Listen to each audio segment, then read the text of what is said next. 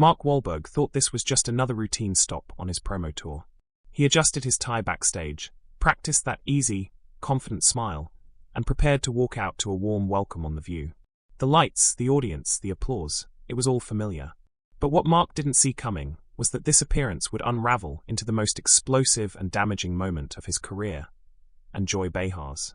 As he stepped onto the set, Mark flashed his signature grin. The applause was genuine, claps, cheers, a few shouts of "We love you, Mark." But behind the desk, Joy Behar's smile didn't match the warmth in the room. Her eyes were sharp, focused. Not curious, not amused, something more dangerous. Mark clocked it immediately. He'd faced down critics before. He'd been grilled, mocked, even dragged through the mud by tabloids. But this wasn't press. This was a setup. "Welcome back to The View," Joy began, her tone smooth as velvet, but with a razor edge beneath. "We're here with Mark Wahlberg." She leaned forward. "And Mark, I have to say, I've been looking forward to this conversation for a very long time."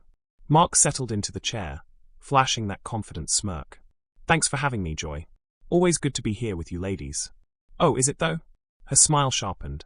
"Because I seem to remember you having some pretty strong opinions about people in my line of work." The shift in the room was instant. The audience stirred, unsure if they were about to witness a joke, or something more. Mark kept his posture relaxed, but his voice lost a bit of its warmth. "I think you might be taking something out of context there, Joy." Joy rifled through a stack of cue cards with theatrical flair. "Oh, am I? Because I've got the quote right here." She held it up like a courtroom exhibit. "Some of these Hollywood types need to stick to what they know instead of lecturing working-class Americans about politics." "Ring any bells?" Mark inhaled slowly. "That wasn't directed at anyone specific," he replied evenly. "And frankly, I stand by it. There's a difference between having an opinion and talking down to people." Joy's smile turned venomous. "Talking down to people, huh? That's rich. Coming from someone who made a career out of playing tough guys from the streets." She folded her hands. "Tell me, Mark, when exactly did you become the spokesperson for working-class Americans?" Gasps rippled through the crowd. Even co-host Whoopi Goldberg shifted in her seat, glancing toward the producers. This wasn't going to be the light-hearted 10-minute segment they'd planned. Mark's shoulders stiffened. His Boston accent grew more pronounced. "I never claimed to be anyone's spokesperson. But I am from Dorchester. I know what it's like to work 3 jobs and still barely make rent. I didn't grow up in some ivory tower making jokes about people's real problems." Joy's smile vanished. Her voice dropped a note. "Ivory tower? That what you think this is?" She leaned forward now. "I've been in this business longer than you've been famous, buddy. I've earned the right to speak up, and to call out people when they're wrong." Mark leaned in too, the table between them now a thin barrier holding back a storm. "You sit here making millions, telling people how to think, how to vote, how to live. Meanwhile, the people you're talking at are just trying to get by." The tension in the studio was suffocating. "Maybe we should take a break," Whoopi said gently, attempting to steer the ship back to safety. But Joy held up a hand. "No, I want to hear this." She turned back to Mark, eyes gleaming. "Please enlighten us. Tell us what we should be talking about. Should we do fluff pieces? Maybe just smile, nod, and promote your little movie?" Mark's fists clenched just slightly. "You're not interested in a conversation, Joy. You want to win. You want to make me the bad guy because you don't like what I said." Joy leaned in. "What you said was ignorant." "All right," Mark snapped, his tone tightening. "Let's talk ignorance. How about we talk about you mocking people's beliefs on national television?" Joy fired back with a snarl. "Their beliefs? You mean like your values? The ones that got you arrested as a teenager? You think that makes you relatable?" That hit hard. Mark's jaw clenched, and his face darkened. "That's a low blow, even for you." "Is it though?" Joy pressed. "Because if we're going to talk about values, we should talk about the real Mark Wahlberg, not this squeaky clean movie star you play on screen." Mark shot up from his chair. The movement was sudden, loud, and the crew tensed. "This isn't an interview," he said, voice like steel. "It's a hit job, and I'm not playing your game." "Sit down, Mark," Joy said coldly. "We're not done." "Oh yeah, we are," he fired back, but he didn't move. His chest rose and fell. The cameras stayed fixed on the scene, capturing every tense second. No one blinked. Joy didn't flinch. She smirked. "Now you're going to run away? Real working-class hero behavior." Mark's eyes narrowed. "I'm not running. I'm walking away from a circus." Joy let out a laugh, shrill, bitter, mean. "You came here, Mark. You sat down at my table. Don't act like a victim when you can't handle the heat. Mark leaned forward, voice cold enough to burn. You want heat? You're proving my point with every word. This isn't about a movie. It's not about values. It's about you trying to humiliate someone you don't agree with. That's not journalism. It's bullying. The audience didn't know what to do. Applaud? Gasp. The studio was a powder keg. Joy Behar didn't move. Her face was stone, but her hands betrayed a slight tremble. She could feel the control slipping, like water through clenched fists. And Mark knew it. He didn't sit back down. Instead, he leveled his voice, low and measured, but with that unmistakable Wahlberg edge. You're not here to ask questions. You're here to pick a fight. You ambushed me, and now you're trying to play the victim. Joy's laugh was dry. Ambushed?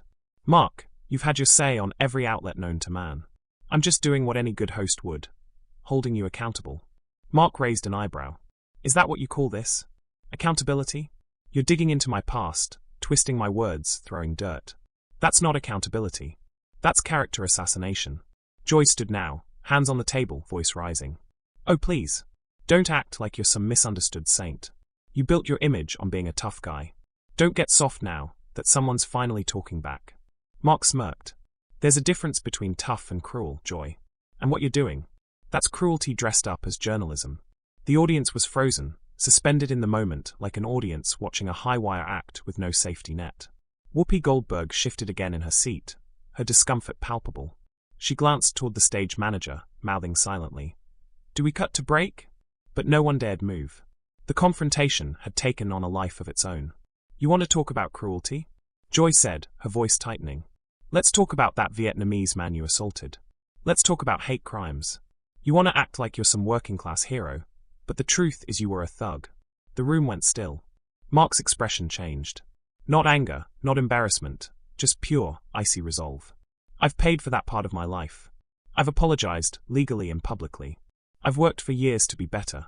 But what you're doing now? Dragging it out just to score points. That's not justice. That's cheap. Joy leaned forward. Cheap. What's cheap is acting like you're better than everyone else just because you made it out of the neighborhood. Mark shook his head slowly. You don't get it. You never did. I made it out, yeah. But I never forgot. I still give back. I still talk to kids on the streets who think they've got no shot. I try to show them they can change. Can you say the same? I don't have to prove myself to you, Joy hissed. I've been fighting for justice my whole career. Fighting, Mark repeated, laughing bitterly. That's what you call this. You're not fighting. You're throwing punches at anyone who doesn't echo your opinions. Joy's eyes flared. I ask the tough questions. No, Mark replied, finally sitting back down with a thud. You ask loaded questions. You twist the answers. You don't listen.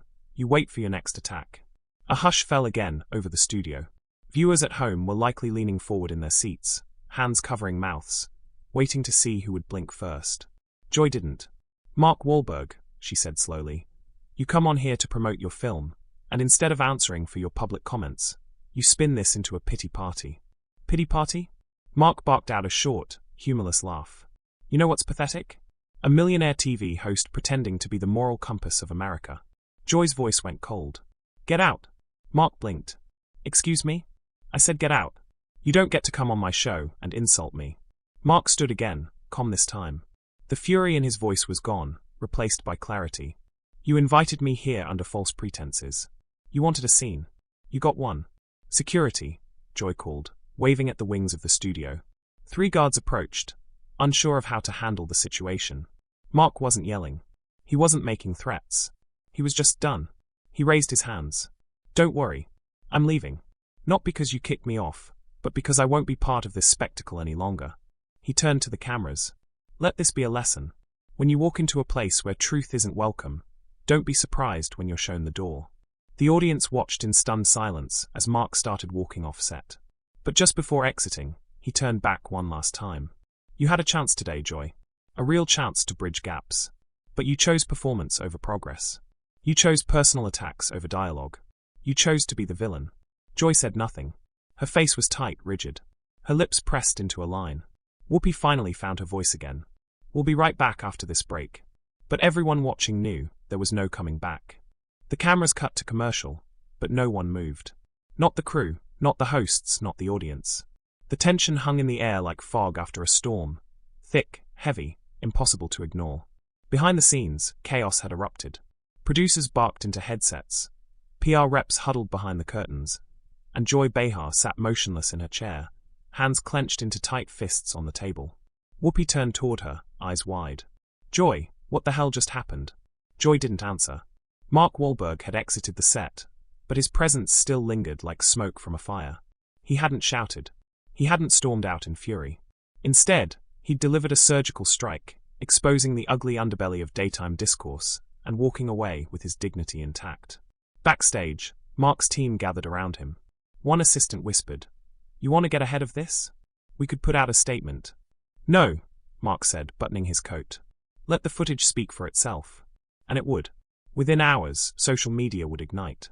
Clips of the interview, raw, unedited, and more volatile than any reality show Meltdown, would be shared, dissected, and debated.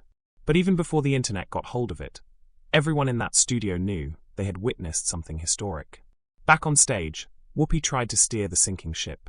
"We apologize for the unexpected turn our interview took today," she said, her voice trying to sound steady. "We'll return after the break with lighter topics." But there was no recovering from what had just unfolded. Joy sat silent through the next segment. Her smile forced, her commentary clipped. She didn't engage. She didn't joke. She didn't laugh. The Joy Behar everyone knew, the sharp-tongued provocateur, the queen of zingers, had vanished. In her place was someone rattled, exposed. It wasn't just that Mark had fought back. It was how he'd done it, with facts, calm, and precision. He hadn't needed insults. He'd simply held up a mirror. And the reflection wasn't flattering. Later that evening, when the episode aired, the reaction was immediate. Twitter exploded. YouTube trended. News outlets ran headlines that screamed, "Mark Wahlberg destroys Joy Behar in live Meltdown." The View spirals out of control during Wahlberg interview. Is this the end for Joy Behar? Public opinion split fast and hard. Some defended Joy, calling her a truth-teller who dared to hold a celebrity accountable. But most weren't buying it. The footage showed something else entirely, an ambush masquerading as journalism, and a guest who, despite every provocation, refused to play the victim. Clips of Joy's most scathing lines were replayed over and over. Drug dealing, assault, hate crimes. Her voice echoed in memes, reaction videos, and comment threads filled with disbelief. People didn't forget that she'd crossed a line, multiple lines. What shocked them wasn't that Joy challenged Mark. It was that she dug into the darkest corners of his past and wielded them like weapons. Not to understand, not to illuminate, but to embarrass. And it had backfired.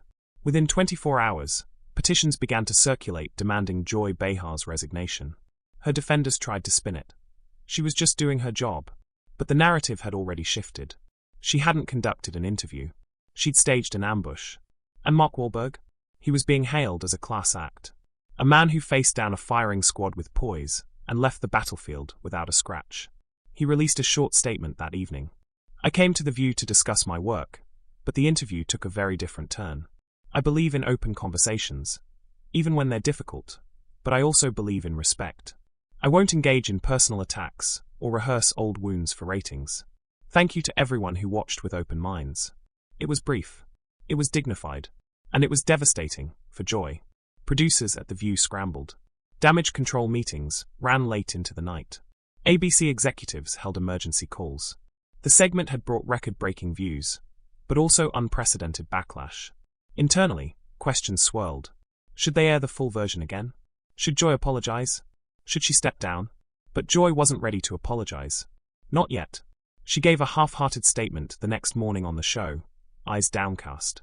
Yesterday's segment with Mark Wahlberg was intense. Emotions ran high. I regret how things escalated. But there was no ownership. No accountability. And the public noticed. Commentators and pundits weighed in across all platforms. One viral take read, "When someone walks into a lion's den and leaves with the lion's crown, you don't blame the guest. You ask why the host had to roar in the first place." Joy Behar, once known for her sharp wit and political passion, was now being called something else entirely, a bully. And the more she fought the narrative, the deeper the hole became. Mark, on the other hand, didn't say another word. He didn't need to. The clip had done its job. It showed who had come for dialogue, and who came to destroy. It showed the face of manufactured outrage, and the power of restraint. It wasn't just a media moment. It was a shift, and the conversation was only just beginning. Days passed, but the tremors from that confrontation on The View refused to settle. News programs replayed it. Podcasts analyzed it frame by frame. Social media transformed it into a cultural moment. It was no longer about Mark Wahlberg versus Joy Behar. It had become something bigger, something raw, something real. A reflection of how modern discourse had become less about dialogue and more about domination. Joy Behar's reputation took a hit that no PR team could spin away. Sponsors began to pull ads from The View's morning slot. The network released a carefully worded statement. "We support our hosts in engaging conversations with all our guests. We regret the tone and escalation during Monday's episode, and are taking steps to ensure future interviews maintain our standard of professionalism." But viewers weren't satisfied. Online petitions demanding Joy's removal reached over 250,000 signatures in less than a week. The hashtag #FireJoyBehar trended for 72 hours straight. Meanwhile, Mark Wahlberg was everywhere. Morning shows, news interviews, late-night monologues. But he wasn't even speaking. Just his silence, and the footage, was enough. Clips of him calmly enduring Joy's ambush went viral. Fan edits surfaced, black and white, slow motion, dramatic music. They painted him not just as a victim, but as a folk hero. One tweet read, "Mark Wahlberg just gave a masterclass in how to stay calm while being disrespected on live TV." That man walked out with more grace than most politicians show in a debate. Hollywood insiders whispered that Mark's career, already solid, had just gained a new dimension: integrity. His upcoming film, ironically titled The Reckoning, shot up in pre-release buzz. Studio execs were quietly thankful for the publicity, even if it came wrapped in controversy. But back at The View, Joy was crumbling. Ratings dipped. Co-hosts grew cold. Behind the scenes, the energy had changed. Tension hung in every production meeting, every commercial break. Joy's jokes fell flat. Her rants drew fewer laughs. The show that once thrived on conflict now felt radioactive. In a closed-door meeting with ABC executives, Joy was offered a choice: a formal apology on air or a graceful exit. She chose neither. She chose silence. The next week, Joy Behar was on leave. No official reason. No timeline for return. Just a cold statement read by Whoopi at the top of the show. Joy is taking some personal time to reflect and rest. We wish her well. But the audience knew. Everyone knew. She had crossed a line. Not because she challenged a guest, but because she abandoned civility in pursuit of spectacle, and got outplayed at her own game. And while Joy retreated from the spotlight, Mark Wahlberg stepped back into it with quiet dignity. He appeared on GMA, not to rehash the fight, but to talk about his film, his upbringing, and the importance of grace under pressure. When asked directly about the incident, he simply said, "I don't hold grudges, but I do believe we can do better than tearing each other down." It was short, sincere, and impossible to argue with. Viewers respected him more than ever. Not because he was flawless, not because he won, but because he refused to get dirty, even when someone else dragged him through the mud. In time, the buzz faded. New scandals came. New stories rose. But that clip, that moment on The View lived on. It became a case study in media schools. A warning in talk show training manuals. A turning point in how audiences saw the line between hard questions and personal attacks. And as months passed, one thing became clear. Mark Wahlberg didn't just walk away from a hostile interview. He walked away with the high ground. If you found this story as jaw-dropping as we did, make sure to like, subscribe, and hit that notification bell, because there are more celebrity confrontations and Hollywood dramas coming your way. Whose side were you on? Drop a comment below. We want to hear from you.